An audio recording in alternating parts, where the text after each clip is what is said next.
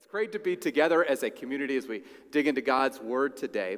And as we've been digging into this Kingdom Come series on exploring the Gospel of Matthew. And when we think about big talk, you know somebody who's a big talker, who's always a person who could say, I can do that. Big talk always has to be backed up with big action, right? If you have someone who says, I've got this, or trust me with this, or if you've ever said, Coach, put me in, or I think I could do that, that has to be backed up with follow-through. And in today's passage, before we get to Matthew 8, which is what we're exploring today, if we look at what happens right beforehand in Matthew 7, what we see is that the people realize the value of what Jesus is saying. It says, when Jesus finished these sayings, the crowds were astonished at his teaching, for he was teaching them as one who had authority, not as their scribes. And so he has just had a very authoritative teaching, very authoritative talk, and now he backs it up with authoritative action and power. So again, I'm AJ. It's great to be with you today for this brief moment, and for the time that we have, we're going to be exploring the 3 healings that Jesus commits in Matthew 8, which we just watched a minute ago. And just to recap here, right, we've had the healing of the man with leprosy.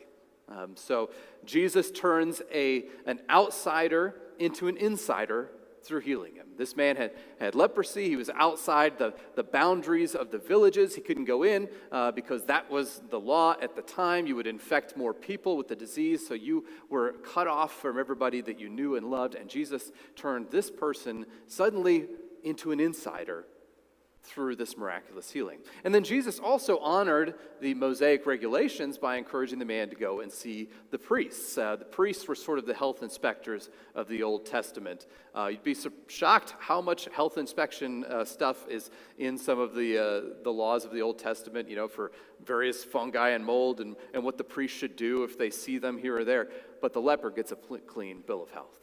Right? And then after the healing of the man with leprosy, forward 2, please, we have this healing of the centurion's servant, the paralyzed servant.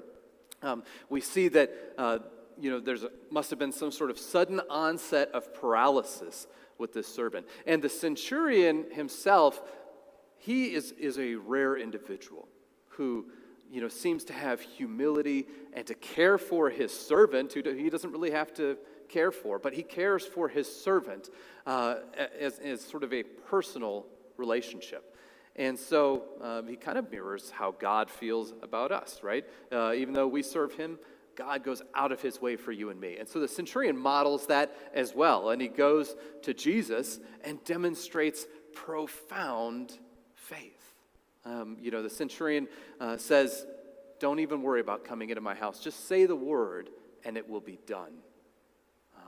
That's amazing faith. And the centurion sort of becomes an insider, right? He was an outsider by vocation as a Roman soldier, but becomes an insider by faith. It's kind of like another story that will happen later on in the Gospel of Matthew, 7 chapters forward, where Jesus heals this woman, who he says, "O woman, great is your faith, and be it done for you as you desire." And her daughter was healed instantly. It's kind of like that, right? And through the centurion's profound revelation of his faith, it kind of reminds me of what it says in Galatians 3, where it says, know then that it is those who are of faith who are the sons of Abraham. And so, as the centurion part of the narrative concludes, it kind of points out that the centurion has sort of become an adopted son of Abraham's, of the kingdom of heaven that Jesus has come to proclaim. And the true sons of the kingdom, the first sons, the Jewish people who should have followed Jesus readily, they find themselves on the outside of the coming judgment. And then finally, healing number 3 in today's reading happens in 8:14 through 17. Jesus heals Peter's mother-in-law. And we've all had fevers, right? And we've all had fevers that have broken quickly, but to break instantly and to recover right away is an amazing thing. And so the word gets out about this, and Jesus spends the evening healing people of various diseases, and even demonic possession. And in today's age, we often ask the question, and it's true, it's difficult to determine sometimes what's a mental health disorder versus possession, right? But Jesus knows the difference. He cleanses these people, and we hope that they follow it up with faith. Faith that would prevent further trouble with possession. We believe that those who are faithful and have faith in Jesus have that protection and cannot be possessed. And so, if we look at this passage here, at these, back one please, of the things that Jesus has done, he has healed chronic leprosy, he's healed an onset of paralysis, he's healed common fever and demonic possession. And the question is sort of, what do these healings say about Jesus? I think, first and foremost, they say that Jesus didn't just get lucky once. We've all made that lucky shot or done that thing where we were like, what if that was on camera? That was amazing. I could never do that again, right? This is me in fifth grade making the half-court shot, right? Or asking Megan to marry me, right? Like, I didn't just get lucky, once. Jesus doesn't just get lucky once. On the contrary, he demonstrates he can do this over and over again, and he can't just heal one type of thing, but he has full control and full healing power over the human body. Matthew 8:17, the last verse of this passage, makes the connection that this was to fill what was spoken by the prophet Isaiah. He took our illnesses and bore our diseases. A little paraphrase, right, of the passage from Isaiah. And the reality is the passage makes the connection that Jesus has come to fulfill God's will for our healing. And God still wants to bear our illnesses, our griefs, and our sorrows. The small ones, the big ones, the random ones, the chronic ones, and the big one, sin.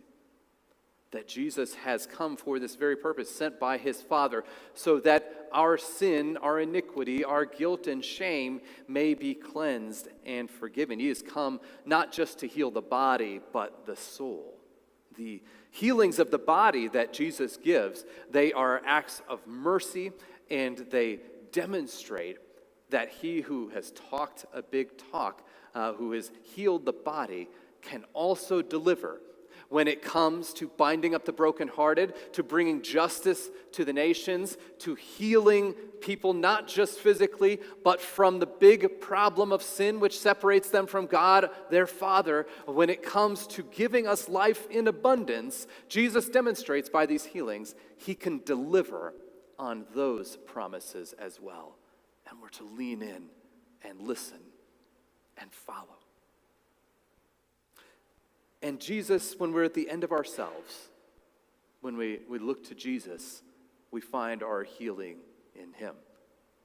The reality from Matthew 8, you may have noticed in the passage, is that when we look at the recipients of these miracles, and indeed as we look at the recipients of miracles in the New Testament in general, we find that generally they're all people of faith.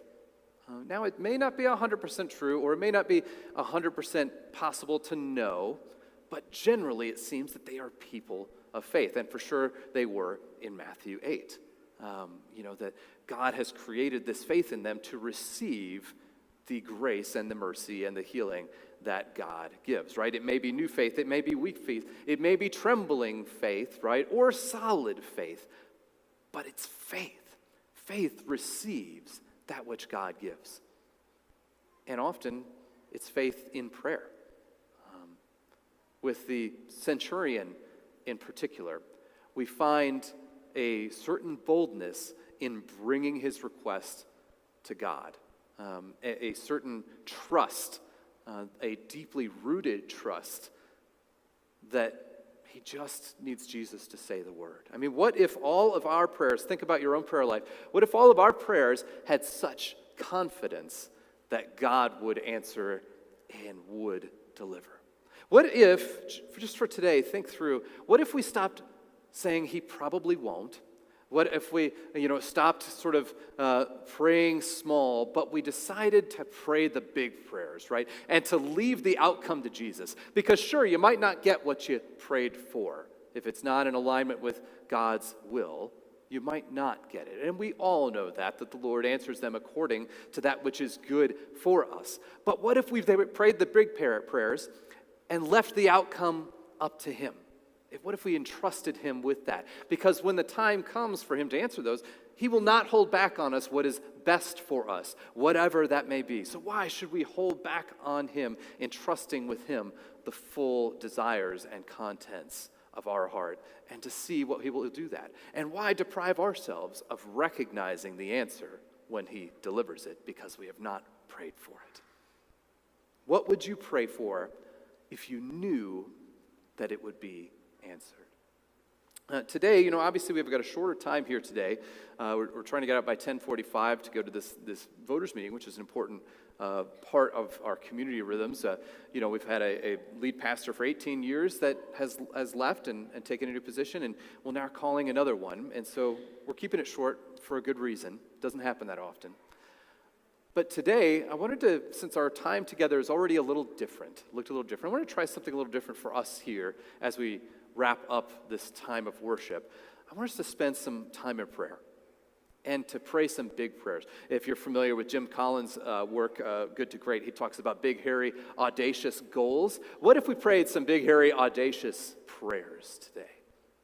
And so in just a moment, I'm going to invite us to take some time just to split into groups of 5. Wherever you're at, you can, unhook the chairs, turn them around. I want us just to spend some time in prayer today. I think that, often we neglect prayer and shortchange prayer, when really I think we should spend probably as much time on prayer as we do digging into the Word, right? And so I want to encourage us just to spend 5 minutes in prayer. I'll set a timer so we don't have to look at our phones or everything. Find a group of 5, turn those chairs around, and encourage you to just go around. Go around as many times as time allows, and to trust one another as we join together as a community in bringing our prayers before God. And it doesn't matter if you feel articulate or not, or your prayers are short or long or whatever else. We don't want to put anyone on the spot, but we do want to stretch ourselves to join together in prayer, because through prayer, God has promised us some amazing things. And so let's just take a few minutes here to be real with God during this time, and then I'll come back on kind of whenever time has expired. I'll invite the band to come back out and participate in the prayers as well. And go ahead now and just find a group of 5 and take a few minutes.